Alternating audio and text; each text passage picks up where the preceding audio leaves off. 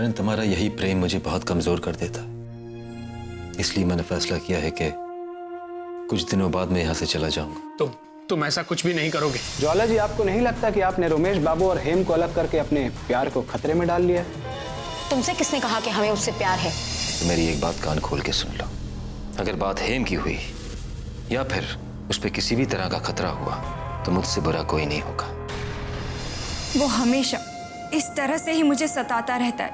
आने दो, इस बार मैं उससे खूब लड़ूंगी। ये हुई ना बात।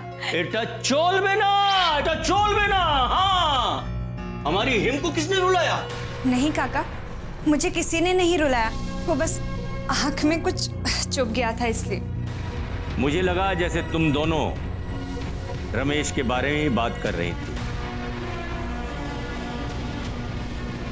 हेमदी, मैं तो कहती हूँ काका को सच सच बता देते हैं। हम भी यही कह रहे थे कि हम रमेश बाबू की वजह से बहुत दुखी हो चुके हैं। जब चाहे हमें बिना बताए छोड़कर चले जाते हैं। और हेमदी, ये बेकार की बातें छोड़िए, आप मेरे साथ मेरे कमरे में चलिए। मैंने आपके लिए ऊन की एक बहुत अच्छी शॉल बनाई है, वो आप पर बहुत जचेगी। चलिए मेरे साथ। এটা চলবে, এটা না চলবে। अनुरुद्ध, কি হবে?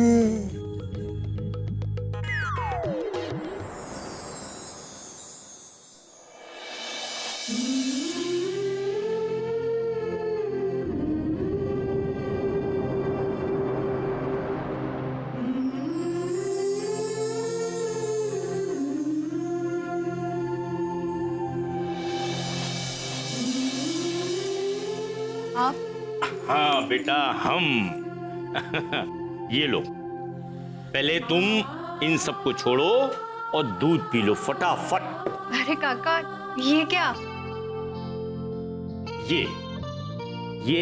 ये है कि तुम रात तक पढ़ती रहती हो और पढ़ाई में दिमाग की जरूरत होती है और दिमाग को ताकत की जरूरत होती है और ताकत को दूध की जरूरत होती है। सब एक दूसरे से बंधे हुए हैं, इसीलिए पहले फटाफट दूध खत्म कर लो, उसके बाद कुछ और काम। मगर काका, आपको मेरे लिए दूध लाने की क्या जरूरत थी? क्या मैं अपनी बच्ची की जरा सी भी चिंता नहीं कर सकता है? काका, दूध बहुत गर्म है, मैं थोड़ी देर में पी लूंगी। और ये क्या, आप अभी तक जाग रहे हैं?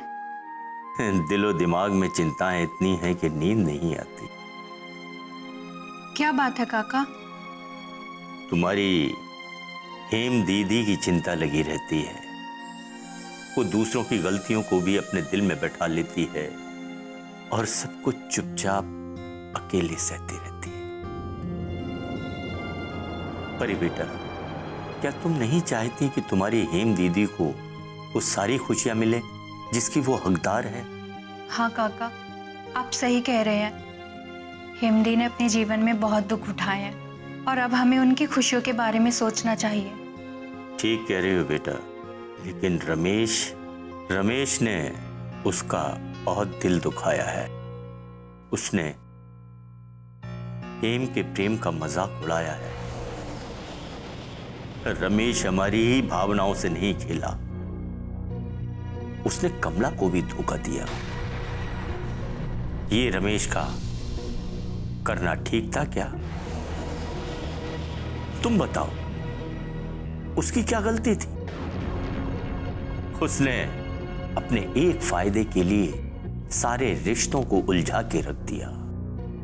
तुम ही बताओ, ऐसे में अगर मैं अपनी बच्ची के जीवन में कुछ खुशियां लाना चाहता हूं तो क्या गलत सोचता हूं मैं? किसने कहा काका कि आप गलत हैं?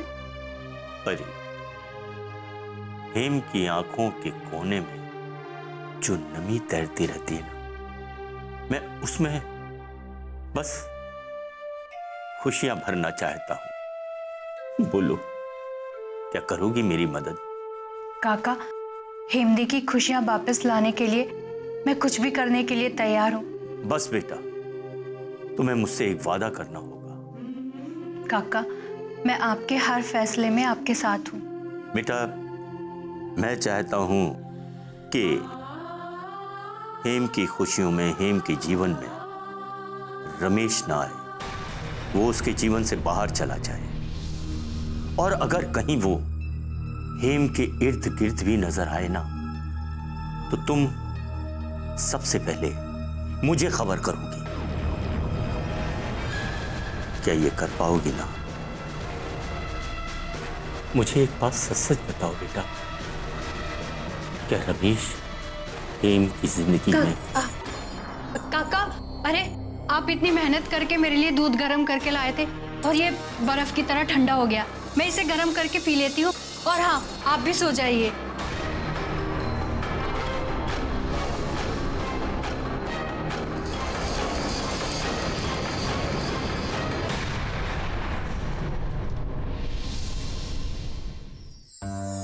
क्या बात है हेम जी, आप इतनी बुझी बुझी सी क्यों लग रही है? तबीयत तो ठीक है ना? ऐसी कोई बात नहीं है कमला, बस कुछ बातों को लेकर मन में बहुत सारे ख्याल आ रहे हैं। हेम जी, मुझे ये तो नहीं पता कि मुझे आपसे पूछना भी चाहिए या नहीं, मगर कहते हैं अगर कोई बात आपके मन को खा रही है और आप किसी को बता दे तो मन का बोझ हल्का हो जाता है। और आप मुझ पे भरोसा कर सकती हैं। ऐसी कोई बात नहीं है कमला, बस कुछ समय की परेशानी है, थोड़े देर बाद ठीक हो जाएगी। अब देखो ना, तुम मेरे पास आई हो और मैं हमेशा अपनी परेशानी तुम्हारे सामने रख देती हूँ। छोड़ो ये सब बातें, ये बताओ तुम्हारा क्या हाल है? महेश बाबू के जाने के बाद तुम्हें अकेला फील नहीं होता? तुम बोर नहीं हो जाती घर में? हाँ हेम जी, ये बात तो आपने सही कही। महेश बाबू के जाने के बाद कुछ समझ में ही नहीं आता कि मैं क्या करूं और क्या नहीं। गए थे 4 दिन के लिए और टेलीफोन करके कहते हैं कुछ दिन और लग जाएंगे। और जब मैंने उनसे कहा कि मेरा आपके बिना मन नहीं लगता, तो पता है उन्होंने क्या कहा? हेम जी से जाकर मिलो, अच्छा समय कट जाएगा। अच्छा जी, तो आप यहाँ पर उनके कहने से आए हैं? नहीं हेम जी, ऐसी बात नहीं है। मेरी भी बहुत इच्छा थी आप लोगों से मिलने की, और महेश बाबू भी आपके बारे में पूछते रहते हैं। मगर कमला, मैं तुमसे नाराज हूँ। मुझे एक शिकायत है तुमसे। तुमने मुझसे कहा था कि तुम मुझसे बहुत जल्दी मिलने आओगी, और कितना समय लगा दिया यहाँ आने में। वो क्या है ना हेम जी, ठंड शुरू हो गई है और मुझे महेश बाबू के लिए गर्म कपड़े भी खरीदने थे, तो सोचा एक साथ ही बाहर निकल जाऊंगी। मुझे समझ ही नहीं आता कि मैं क्या लूं और क्या नहीं, तो सोचा आपको साथ में ले जाऊंगी तो थोड़ी मदद भी मिल जाएगी। बिल्कुल चलूंगी, बस रास्ते में मुझे बारिन से मिलना है, कुछ जरूरी काम है। कमला, तुम्हारी मुलाकात हुई बारिन से? नहीं हेम जी, वो कामाख्या जाने से पहले मुलाकात हुई थी। तो हम एक काम करते, पहले बारिन से मिल लेते, उसके बाद वहीं से बाजार चले जाएंगे। तुम भी मिल लेना बारिन से। नहीं हेम जी, मुझे बारिन बाबू से नहीं मिलना। पता नहीं मुझे अब ऐसा क्यों लग रहा है कि मुझे अब उनसे नहीं मिलना चाहिए। कहीं उन्हें पता चल गया तो फिर से हमारे रिश्ते में खटास आ जाएगी। अच्छा ठीक है, अगर तुम नहीं मिलना चाहती तो मैं तुम्हें फोर्स नहीं करूंगी। वैसे एक बात तो माननी पड़ेगी। क्या? तुमने जो मुझे कामाख्या देवी का प्रसाद दिया था ना, उसने अपना असर कर दिखाया। मैं कुछ समझी नहीं। जो विश मांगकर मैंने वो प्रसाद खाया था ना, वो विश ऑलमोस्ट पूरी होने आ रही है। अरे वाह, ये तो बड़ी खुशी की बात है। वैसे क्या मन्नत मांगी थी? सब्र करो कमला, सबके साथ तुम्हें भी पता चल जाएगा। अच्छा जी, अब हमें भी इंतजार करना पड़ेगा ये जानने के लिए कि आखिर आपने कौन सी मन्नत मांगी थी। अच्छा अब चलो, देर हो जाएगी वरना। हेम जी, मगर बारिन बाबू के घर? कमला, तुम टेंशन मत लो, पहले हम तुम्हारी शॉपिंग करेंगे, उसके बाद मैं बारिन के घर जाऊंगी। अब चलो, देर हो रही है, ठंड का मौसम है, शाम जल्दी आ जाती है। चलो ठीक है। पहली बार देख रहा हूं कि किसी पंछी को उड़ने के लिए खुला आसमान दिया गया और वो वापस लौटकर पिंजरे के दरवाजे पर खड़ा है। मैं यहाँ तुम्हारी बकवास सुनने नहीं आया। ज्वाला कहाँ है? ज्वाला जी तो नहीं है, फिलहाल इस आशियाने का सरताज भी मैं हूं और सरदार भी मैं। तुम्हें जो कुछ कहना है मुझसे कह सकते हो रमेश बाबू। ठीक है, मैं बाद में आता हूं। तुम्हें क्या लगता है ज्वाला जी ने तुम्हें छोड़ दिया और तुम पूरी तरह आजाद हो गए? तुम कहना क्या चाहते हो? तुम्हें अंदाजा नहीं है, ज्वाला जी कोई भी काम बिना सोचे समझे नहीं करती। तुम क्या सोचते हो? तुम उन्हें छोड़कर चले जाओगे और वो तुम्हें आसानी से जाने देंगी, जबकि तुम्हारी जिंदगी आज उन्हीं के रहमो करम पर पल रही है। वरना मैंने तो तुम्हें मारने में कोई कसर नहीं छोड़ी थी। तो तुम ये कहना चाहते हो कि ज्वाला ने ही मुझे मारने की कोशिश की और मुझे बचाने का नाटक भी उसी ने किया? नहीं, ज्वाला जी ऐसी नहीं है। वो जंगल में पली बड़ी हुई है, लेकिन तुम शहरी लोगों की तरह घटिया नहीं है जो सफेद कपड़े पहनकर काला झूठ बोलते हैं। वो बुरी है मगर तुम लोगों की तरह गिरी हुई नहीं है कि पहले अपनों को ही मौत के घाट उतारने की सोचे और उसके बाद उनकी मौत पर मातम मनाने आए। तो तुम ही मुझे बता, मुझे मारने की कोशिश किसने की? तुम्हारे ही किसी अपने ने, जिससे तुम बहुत प्यार करते हो। देखो, पहेलियां मत बुझाओ, मुझे साफ साफ बताओ कि मुझे मारने की कोशिश किसने की? रमेश बाबू, मैं रोज न जाने कितनी मौत का सौदा करता हूं। मेरा काम है पैसे लेकर लोगों को मौत के घाट उतारना, और पैसे लेने के बाद मैं पैसे देने वाले की शक्ल तक भूल जाता हूं। अब मैं चाहकर भी तुम्हें यह नहीं बता सकता कि तुम्हें मारने के लिए मुझे किसने पैसे दिए। मैं तुमसे आखिरी बार पूछ रहा हूं, साफ साफ बता दो कि तुम्हारे साथ मुझे मारने का सौदा किसने किया। अगर तुमने मुझे नहीं बताया तो यहां तुम्हारी लाश बिछी होगी। बोलो, कौन है वो? बोलो, मेरे सवाल का जवाब दो। मुझे मारने की कोशिश किसने की? बता दो। ये काम किसी और का नहीं, बल्कि तुम्हारे अपनों का है जो तुमसे प्यार करने का दिखावा करते हैं। मुझे तुम्हें मारने के पैसे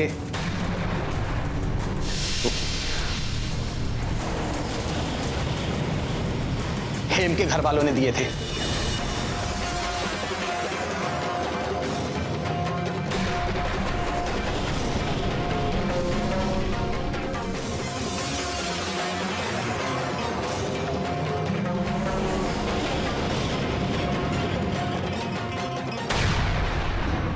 ऐसा नहीं हो सकता, तुम झूठ बोल रहे हो।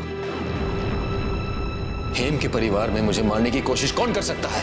दुआ और बद्दुआ कभी नहीं बदलती रमेश बाबू, बस उन्हें देने वाले लोग बदल जाते हैं। लेकिन यह बात तुम्हें अभी समझ में नहीं आएगी,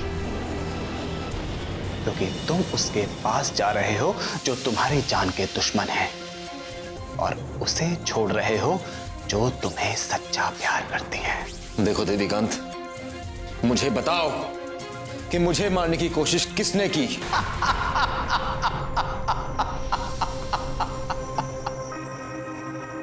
अनिरुद्ध भट्टाचार्य।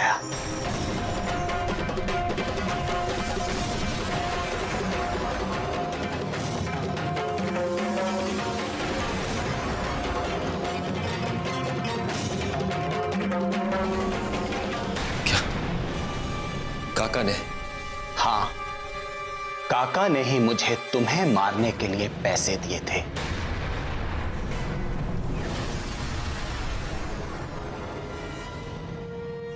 काका ऐसे कैसे कर सकते हैं? ये बात तो काका ही बेहतर बता सकते हैं।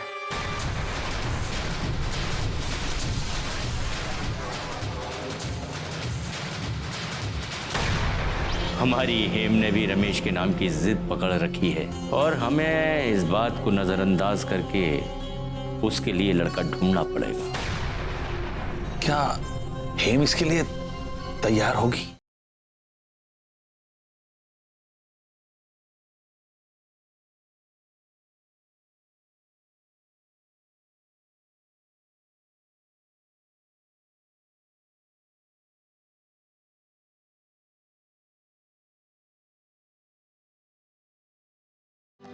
ऐसा प्रेम कहाँ। आखिर हेम और परी बात क्या कर रही थी?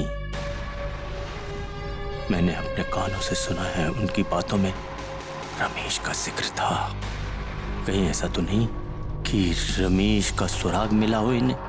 आजकल वो देवीकांत भी बार बार किसी न किसी बहाने आकर मुझसे मिलने की कोशिश कर रहा है। कहीं वो मेरे लिए खतरनाक न बन जाए। आखिर बात क्या है? हाँ, कहीं रमेश जिंदा तो नहीं है? अगर ऐसा हुआ तो वो हेम से मिलने जरूर आएगा। कहीं ऐसा तो नहीं कि वो हेम से मिल भी चुका हो? नहीं नहीं नहीं नहीं, अगर वो हेम से मिल चुका होगा तो गजब हो जाएगा। इसके लिए मुझे इस बात की सच्चाई तक जाना पड़ेगा और इसके लिए देवीकांत से मिलना होगा। देवीकांत।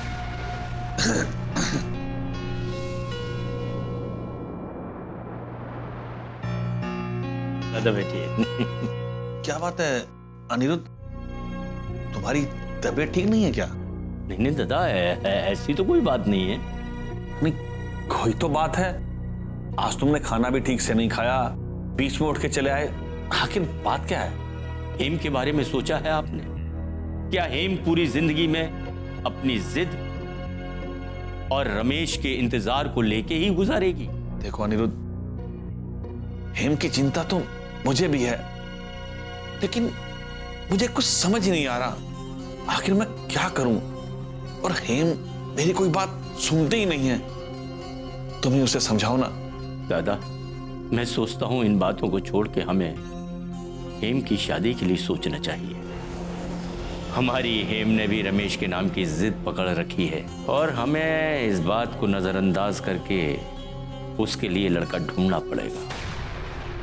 क्या हेम इसके लिए तैयार होगी? बहुत मुश्किल है दादा, लेकिन हमें कोशिश तो करनी चाहिए। मुझे लगता है शायद तुम ठीक कहते हो।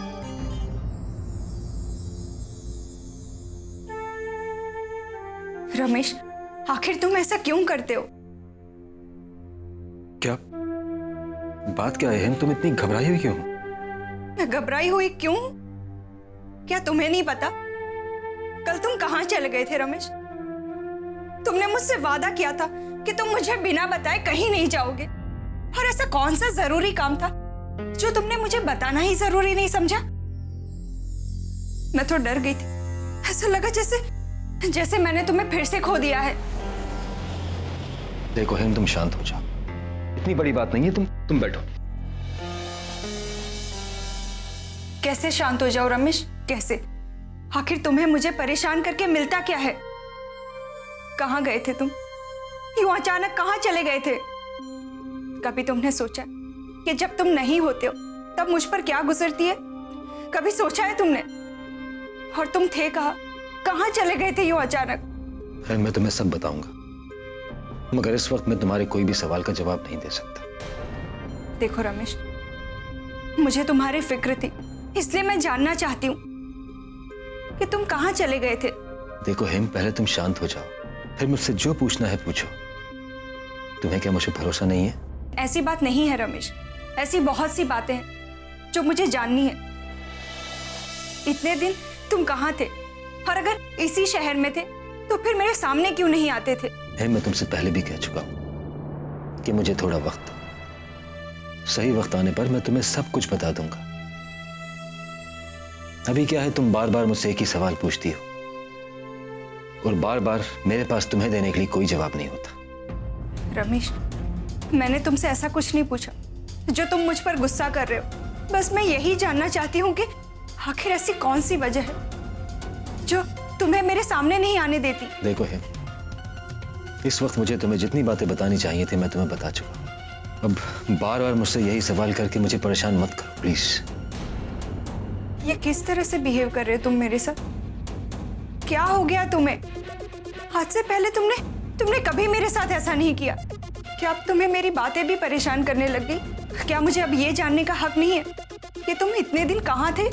देखो हेम, तुम्हें जरूर कोई गलतफहमी हुई, मैं शुरू से ही ऐसा हूं, बस फर्क इतना है कि तुम मुझसे कुछ ज्यादा ही उम्मीदें लगा बैठी हो। हाँ, कुछ ऐसी बातें हैं जो इस वक्त मैं तुम्हें नहीं बता सकता। सही वक्त आने पर मैं तुम्हें सब बता दूंगा। और अगर तुम्हें जवाब जानने की इतनी ही जल्दी है तो इंतजार करना सीख लो। अब तक मैंने तुम्हारे इंतजार के सिवाय और किया ही क्या है।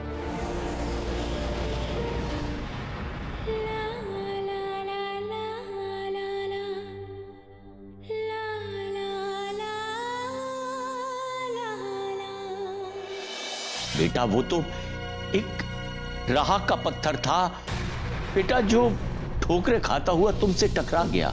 देखिए काका, आपको जो करना है कीजिए, बिना किसी को जाने, बिना किसी को समझे। आपको किसी के बारे में कुछ भी कहने का कोई हक नहीं है।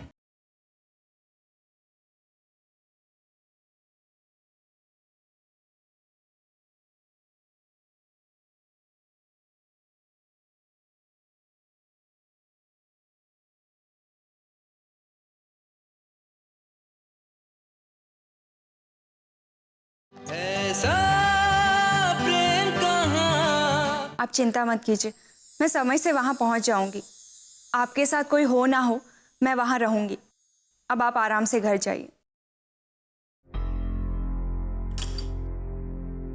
क्या बात है काका, आप इस तरह से क्यों खड़े? आपको कुछ चाहिए?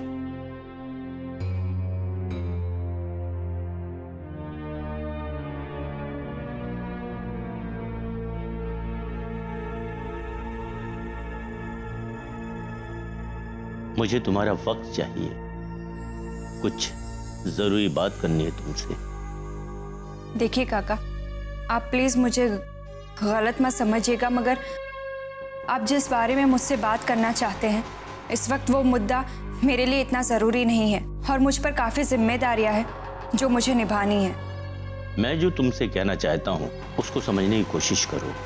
मैं जानता हूँ तुम बहुत सारी जिम्मेदारियां निभा रही हो, लेकिन मैं जो कुछ भी कहना चाहता हूं वो तुम्हें एक नया रास्ता देगा, नए मोड़ देगा, और हो सकता है उससे सब कुछ बदल जाए। तुम अपने अतीत से बाहर निकलो और देखो नई मंजिल, नई राहें, नए रिश्ते, उनकी तरफ हाथ बढ़ाओ। तुम्हारे सामने तो पूरी जिंदगी पड़ी हुई है। अरे रमेश का तो हादसा बहुत छोटी सी बात है बेटा, जो भी था ना वो सब बीत गया है, और तुम पुरानी यादों में उलझकर अपने आज को खराब कर रही हो।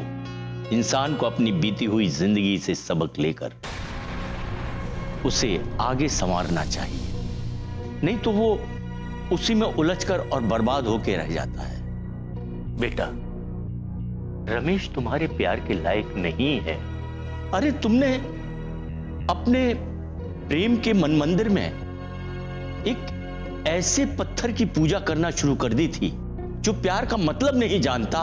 वो प्रेम का पत्थर नहीं था बेटा, वो तो एक राह का पत्थर था बेटा, जो ठोकरे खाता हुआ तुमसे टकरा गया। देखिए काका, आपको जो करना है कीजिए, बिना किसी को जाने, बिना किसी को समझे। आपको किसी के बारे में कुछ भी कहने का कोई हक नहीं है। और ये सब कहकर कहीं ना कहीं आप मेरी ही भावनाओं को ठेस पहुंचा रहे हैं। आपको किससे मिलना है और ये कैसा सौदा? शायद इस बीच उनकी तबीयत खराब हो गई थी, कुछ भूलने की बीमारी।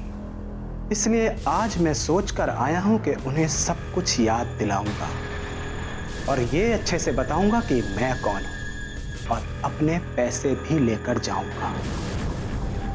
देखिए, हमारे घर में किसी को भी भूलने की बीमारी नहीं है। मुझे लगता है आप गलत एड्रेस पर आ गए हैं। नहीं मैडम जी, मैं बिल्कुल सही एड्रेस पर आया हूं। मुझे अनिरुद्ध भट्टाचार्य से मिलना है।